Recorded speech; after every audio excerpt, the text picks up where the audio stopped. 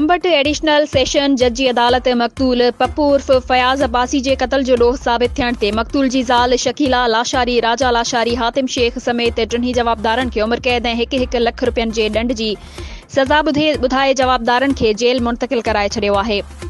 याद रहे त दरगाह सचल सरमस्त भरिसां जुणेजा मोहल्ला में मक़तूल पप्पू उर्फ फयाज़ अब्बासी खे साल 2015 में क़त्ल कयो वियो हुयो। अहिड़े केस जो फरियादी मक़तूल जो भाउ रियाज़ अब्बासी हुयो, जंहिं जवाबदारनि मथां पंहिंजे भाउ जे क़त्ल जो केस दाख़िल करायो हुयो।